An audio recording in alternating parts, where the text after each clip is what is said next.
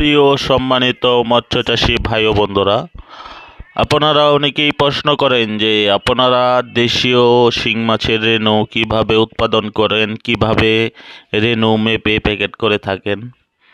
তো আপনাদের এই ছোট্ট একটি কথার জন্যই আজকের এই প্রতিবেদন। তো অবশ্যই আপনারা খেয়াল করে ভিডিওটি দেখবেন, আর অবশ্যই আরেকজনকে শেয়ার লাইক করে দিবেন, আরেকটি মৎস্যচাষী ভাইকে দেখার সুযোগ করে দিবেন।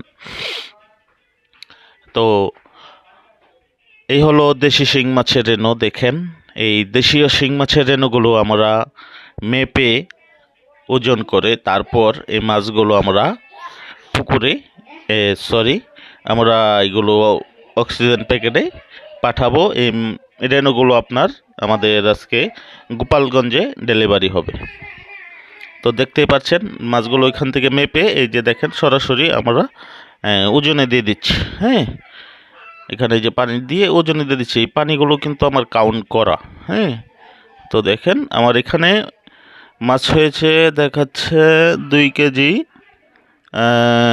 600 গ্রাম, 2 কেজি 600 গ্রাম রেণু হয়েছে। তো এই রেণুগুলো দেখেন এইভাবে অক্সিজেন প্যাকেটে মিলিয়ে দিচ্ছি। হ্যাঁ, এটা আপনার দূরত্ব বুঝে আমরা এই প্যাকেটে রেণু দিয়ে থাকি। তো আপনারা যারা দেশীয় শিং মাছের রেণু চাষ করতে চান এবং দেশীয় শিং মাছের রেণু চাষ করতে হলে আপনার প্রথমত শিং মাছের পুকুর প্রস্তুতি করে নিতে হবে খুব সুন্দর করে ক্লিন করে। হ্যাঁ, আর এই রেণু ছাড়ার পর আপনার রেণুকে খাবার দিতে হবে ডিমের কুসুম। ডিমের কুসুম সিদ্ধ করে আপনার 2 দিন ডিমের কুসুম এই রেণুকে খাবার দিতে হবে। তারপর আপনারা 2 থেকে 3 দিন পর থেকে আপনারা খোল বা নার্সারি পাউডার, হ্যাঁ, এইগুলো আপনারা ভিজিয়ে খাবার দিয়ে যাবেন। তো আপনারা অবশ্যই আজকে আমাদের ভিডিওর মাধ্যমে দেখতে পারলেন যে আমরা রেণুগুলো কিভাবে মেপে ওজন করে দিয়ে থাকি, আর এগুলো প্যাকেটে আমরা কিভাবে দিই। তো প্রিয় মৎস্যচাষী ভাই ও বন্ধুরা, দেশ এবং দেশের বাহির থেকে যারা আমাদের এই ভিডিওটি দেখছেন, অবশ্যই আমাদের নয়নতারা মৎস্য হ্যাচারি এই চ্যানেলটি সাবস্ক্রাইব করে দিবেন, শেয়ার লাইক কমেন্ট করে দিবেন, যাতে করে আরেকজন মৎস্যচাষী ভাই উনিও দেখার সুযোগ পেয়ে যায়।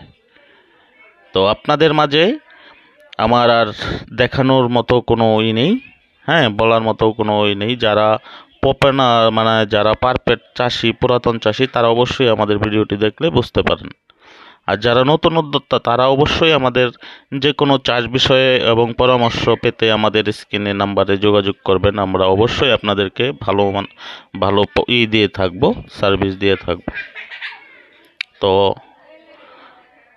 অসংখ্য ধন্যবাদ থাকবে সকল মৎস্যচাষী ও দেশবাসী ভাই ও বন্ধুদের।